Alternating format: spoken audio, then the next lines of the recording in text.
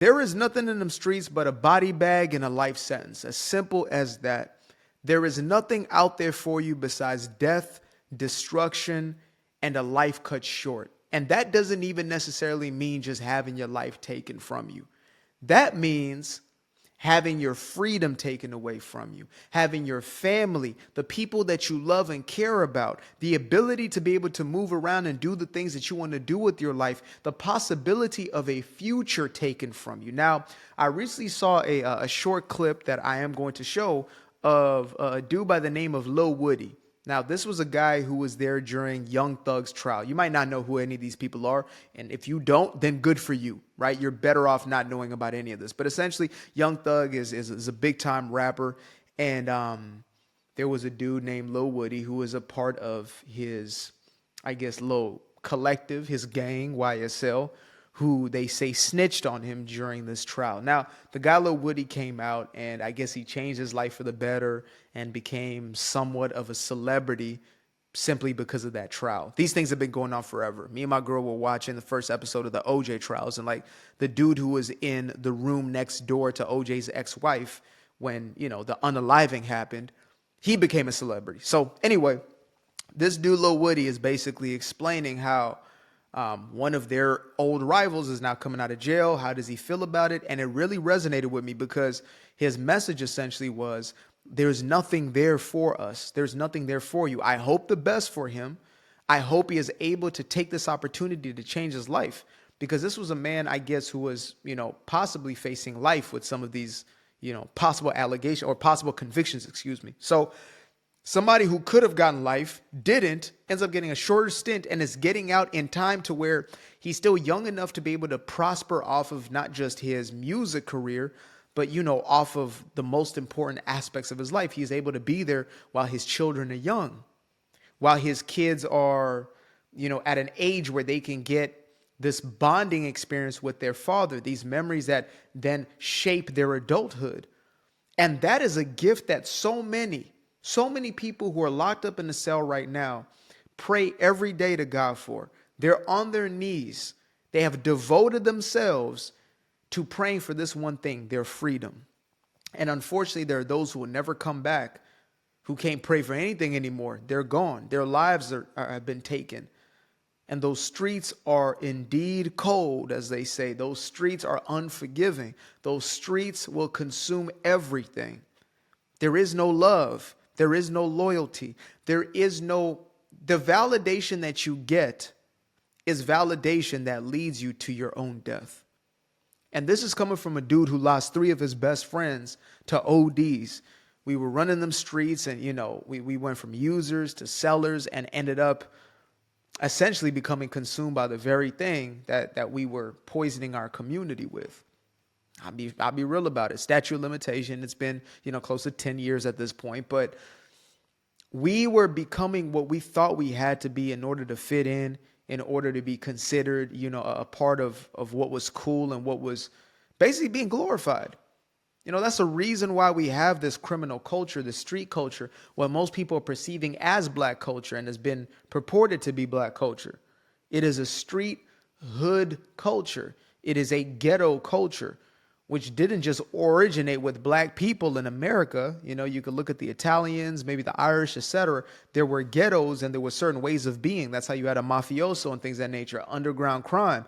When these people are admired and they're pedestalized, it creates a normalization of these things to where everybody else is now following suit, or most of the ones who are going to be followers, which is most people, are going to follow suit. And we end up having situations where one generation after another are not just, again, losing their physical lives, but people are losing family members. Children are raised without a father. The amount of individuals I've heard tell me about their stories of not being raised with a father because he was either locked up or because that man is no longer here because he was involved in that street culture and that gang culture. To think about how many mothers were strung up on dope or were in them streets, you know, with a 3 or 4 culture, whatever it was, is heartbreaking, because the ramifications of these actions are always going to be projected onto the children. And when I send these messages, I pray in my heart of hearts that they reach everybody, but I pray that it goes through the adults and it reaches the children. Like, that's my heart's desire, is that there's a generation that is raised on messages like this, and this is what is normalized. I don't need to be cool. I don't need to be hip. I don't need to be any of those things, but I at least hope to be impactful and to continue to tell the truth and to be unafraid to tell that truth. There's nothing there for us. And the ones who defend it, it's very unfortunate because, individuals like myself may be labeled as sellouts because we call these things out, whilst the person promoting it is seen as a hero. When I did see the dude who just got released out of jail, his name is YNL or YNC Lucci or something like that. I don't know these guys like that, but something Lucci. And you see pictures of him hugging his children and his father, I think, whoever it is, hugging him. And I look at him and I'm like, man, there is more of a celebration for a dude who just got out of prison than a kid who just graduated college in that same environment, in that community. I know kids who were dogged out for higher education, who were called a square and a lame for wanting to, to better their lives, being called a sellout for wanting to move out of those environments and into something that was more conducive to their success and the success of their family, et cetera, and the safety of themselves and the ones around them. I've seen people, be criticized for that, but then be worshiped for getting out of jail. You got a guy like Lil Durk, free Durk, free Durk. If he's guilty, don't free him. If he's guilty for those crimes, then he needs to do his time. Simple as that. It's time for us to stop making these individuals the victims and instead label them as exactly what they are. Grown adults making grown adult decisions. And if you make the decision to take somebody's life, you have made a grown adult decision. If you made a decision to lay up with somebody and you end up contracting something, you now got a baby that, you didn't plan for, whatever, that's a grown folk decision that you made. And so you end up with the outcomes of that. This is what love sounds like. I used to think love was, but have grace. Yes, grace for sure. But there has to be a level of change, quote unquote, repentance. You have to have a level of inner transformation that takes place. You have to. Otherwise, love is to leave you alone. For many of us, the most loving thing we can do is to let you hit your rock bottom, to let you experience. That's how I got out of that lifestyle. I had to hit rock bottom. My family members no longer really paying me no mind. And now I'm in my head about things. I'm getting to think things through. Nobody's willing to bail me out. Nobody's willing to egg me on. Nobody's willing to enable my behaviors anymore. Not outwardly. They were outwardly showing their disdain for the things that I was doing, the way that I was living, as opposed to trying to cater to it, trying to baby me through it. And I'm not saying we don't approach things with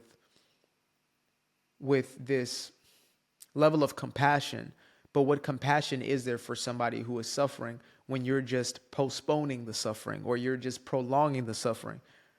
These are tough decisions to make in life. I can only imagine what my parents were going through during that period of my life as a teenager. Are we going to see our son the next day? Like, my boy's been gone for 2 days. He's running around. He's doing this. He's doing that. I might get that call. I got that call. My homeboy's mama's got that call. So this ain't some movie or some shit like that. This is real life. I got homeboys whose mothers got a call. The last one, they called his mother. She didn't even know. I think they messed up at the police station. They called his mother and they said, "What do you want us to do with the body?" This is a real ass story. They called his mother and said, "What do you want us to do with the body?" That was the first time she had heard the news that her son had passed away. And this wasn't the first time. We had started, smoking, things of that nature at around 14, 15. So this was a little more than 10 years later. So you think when you're young, oh, you just having fun, you just doing your thing. That's why when parents say that, go out there, sow your oats, have some fun. No, that's terrible advice. You should be teaching your children how to create a solid foundation, how to be responsible. Oh, but then they're going to feel deprived. And no. When you create an appetite for it, that's the worst. It's like telling a young girl, go out there and, lay up with as many dudes so you know what you like. What you're doing is creating trauma. What you're doing is essentially creating a mentality where she can no longer bond the same way to one man. And so now she's trying to find a husband on the other side. Your mamas, your aunties, or whoever told you go out there and just spread them things for anybody. And now you're struggling to find somebody who you can actually be in real relationship with, somebody who will even take you serious because you just giving yourself away in such a way. These are painful truths, but they're necessary to understand. And hopefully you don't have to go through that to learn it, but many do. Many on the other side now, like, they changed their lives because there was no other way. Self-destruction, you're heading like the old school song, you're heading for self-destruction. It's nothing but self-destruction, self-sabotage. And it's that street mentality, that hood mentality, that I call it the criminal culture that we accept, we put on a pedestal, we think is so dope, so cool, it's in. We allow the promotion of it. I know we like to blame the record labels, it's the racist record labels.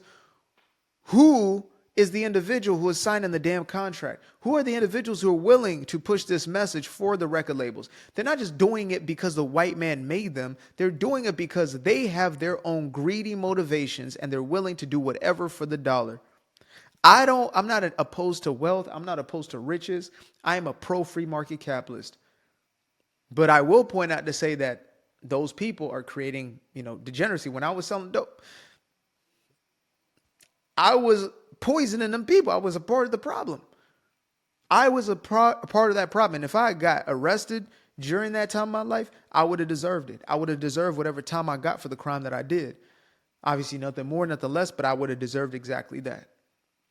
If I was rolling around with the same dudes instead of cutting them off and separating myself, and I get caught up in a situation because one of them is a situation, that's on me because I made a decision to stay in that environment when in my heart of hearts, God was speaking to me and said, you need to get yourself out of that, and gave me a way out. And I took that path and I left that lifestyle and I eradicated all those relationships that I had, like they were kin to me. They were like brothers to me. Those were my day ones, my everydays, like, you know what I mean? And those people, it was harder to cut them off than it was even to cut off the chemical dependency. It was harder to cut the people off, the lifestyle, what I knew, what I understood, my identity. It was so much harder, but I had to do it. And that took, some time. But once I fully separated myself, I was thankful to God that I wasn't that. I didn't have that consequence. The Lucci's, Lil Woodies, the, Young Thugs, these are people who are so blessed and fortunate. Like Young Thug right now, he's got 15-year probation or something like that. So he's got to keep clean for 15 years. What I say to that is that's your blessing. And if you're tempted to go back into criminality and to create that facade or whatever it is, brother, you're doing nobody a service. Your kids are going to suffer as a byproduct. They already suffered enough. You've already suffered enough. You've taken yourself through enough suffering that is self-induced, that is self-perpetuated. And that street culture, that street way of living, that hood culture, whatever you want to call it, there's nothing there for any of us. There's nothing there besides a body bag or a life sentence. I used to be afraid of the dark, a place unknown like a heart in their heart. I used to see my life in the bar. Now the kids unchained, every shackle is lost. 2 steps in the moonlight, 2 step in the daytime. You just know when it feel right. You got a feeling the time's not. See you through those shades that I just threw on. Through my lenses, you just can't do no wrong. I fell in love with myself again. I fell in love with myself. I fell in love with the sunshine. I fell in love with the light. I fell in love with the full moon. I fell in love with the night. I can see the light again. I can see the light.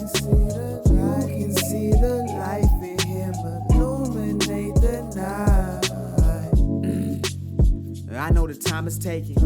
A 3-6-5, that's a full rotation. I see you looking up, you know them constellations. Constantly gazing like house of praises, you get to praising.